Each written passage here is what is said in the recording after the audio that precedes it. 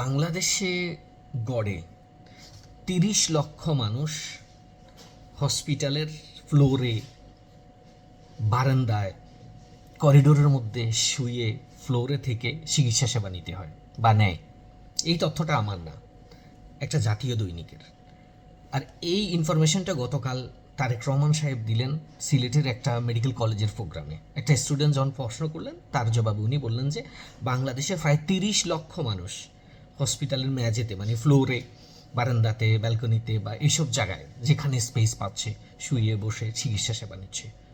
চিকিৎসা ক্ষেত্রে এতটা খারাপ অবস্থা। তারপরে আমি চিন্তা করলাম যে এটার উপর একটা তথ্য বের করি। আমাদের দেশে হসপিটাল কয়টা আছে মোট? আমাদের জনসংখ্যা প্রায় 18 কোটির ঊর্ধ্বে হবে। 18 কোটির ঊর্ধ্বে জনসংখ্যার দেশে আমাদের হসপিটাল আছে 6,712টি, বেসরকারি আর সরকারি মিলিয়ে। তার মধ্যে 700টি আছে গভর্নমেন্ট সরকারি হসপিটাল, 6,047টি আছে বেসরকারি হসপিটাল। আর জনসংখ্যার দিক থেকে যদি আপনি হিসাব করেন তাহলে 26,073 জন বা 26,100-র ঊর্ধ্বে মানুষের জন্য গড়ে একটা হসপিটাল বাংলাদেশে আছে। সেটা যথেষ্ট না, এটা নিশ্চিত। আরও একটা জিনিস, ইন্টারন্যাশনাল হেলথ অর্গানাইজেশনের হিসাব অনুসারে প্রতি 1,000 জন মানুষের জন্য হসপিটালের 3টা বেড অ্যাভারেজ থাকতে হয়। কিন্তু আমাদের দেশের নিয়ম হলো 1,017 জনের জন্য একটা বেড আছে অ্যাভারেজে, যে হসপিটালগুলোর হিসাব করলে। আরও ভয়াবহ অবস্থা হলো এই হসপিটালগুলো শুধু আপনি বিভাগীয় শহরগুলোতে অনেকগুলো হসপিটাল, জেলাওয়ারি শহর, ছোটোখাটো জেলাওয়ারি শহর হয়তো দেখা যাচ্ছে ওখানে 10 লাখ, 20 লাখ মানুষ, 15 লাখ মানুষ, হসপিটাল আছে একটা বা দুইটা, উপজেলা হসপিটাল বলেন। এতে যথাযথ না। সেই ক্ষেত্রে মানুষ বাধ্য হয়ে চিকিৎসা সেবা নিচ্ছে ফ্লোরের ভিতরে শুয়ে, কারণ জায়গা নেই, স্পেস নেই। তো তারেক রহমান সাহেব যে একটা নতুন প্ল্যানের কথা বললেন, যে একটা পার্টনারশিপ করা প্রাইভেট হসপিটালগুলোর সাথে গভর্নমেন্ট হসপিটালের যদি একটা পার্টনারশিপ করা যায়, সেই ক্ষেত্রে প্রাইভেট হসপিটালে অনেক সময় রুগী পায় না, ওদের সেবা দেওয়ার মতো ক্যাপাসিটি আছে, বেড আছে, ইনস্ট্রুমেন্ট আছে, কিন্তু তাদের রুগী নেই। রুগী এই জন্য তারা অনেক সময় পায় না, কারণ তাদের কস্ট অনেক বেশি। সাধারণ মানুষ, একটা হতদরিদ্র মানুষের পক্ষে এটা অ্যাফোর্ড করা সম্ভব হয় না। তো তারেক রহমান সাহেব যে প্ল্যানটা দিলেন, আমি মনে করি ইট উইল ওয়ার্ক। এই জন্য এটা কাজ করবে।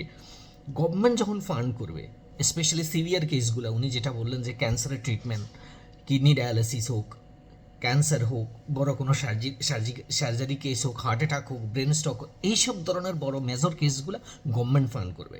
গভর্নমেন্ট ফান্ড করে হয়তো যে কোনো প্রাইভেট হসপিটালগুলোর সাথে জেলাওয়ারি হোক, বিভাগীয় পর্যায়ে বা রাজধানী বড় বড় শহরগুলোতে এটা একটা ওদের সাথে একটা পার্টনারশিপ করে নিবে। মনে করেন এই পার্টনারশিপটা যদি থাকে, গভর্নমেন্ট হসপিটালে যদি যথাযথ ফ্যাসিলিটি নাও দিতে পারে, প্রাইভেট হসপিটালগুলো তাদের সাথে পার্টনারশিপ থাকার কারণে এই সেবাটা তারা দিবে।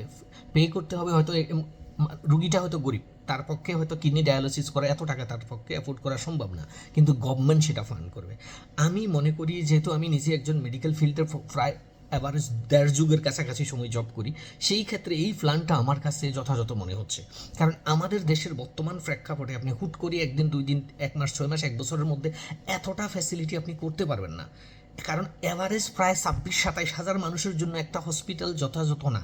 বিশেষ করে আমাদের যে খাদ্যাভ্যাস, আমাদের যে লাইফস্টাইল, এতে মানুষের সংখ্যা, আমি আমার প্র্যাকটিক্যাল লাইফে দেখলাম 100 জন মানুষকে যদি আপনি এখানে আমরা চেক করি, দেখা যাচ্ছে আউট অফ 150%-এর উপরে মানুষ অসুস্থ। সেই ক্ষেত্রে আমাদের যদি 26,000 বা 27,000 মানুষের জন্য একটা হসপিটাল থাকে, আপনি একটা হসপিটাল 27,000 মানুষ কন্ট্রোল করতে পারবে না, ট্রিটমেন্ট সেবা যথাযথ দিতে পারবে না, এতগুলো বেড তার ক্যাপাসিটি নেই বর্তমানে। সেই ক্ষেত্রে পার্টনারশিপ করিয়ে যদি ট্রিটমেন্টটাকে অ্যাডভান্স করা যায়, আই থিঙ্ক হয়তো কিছু একটা সময়ের পরে ধীরে ধীরে কিছুটা ডেভেলপ করবে। আশার, মানে এই কথাটার মধ্যে আমি এক ধরনের আশার আলো দেখতে পাই।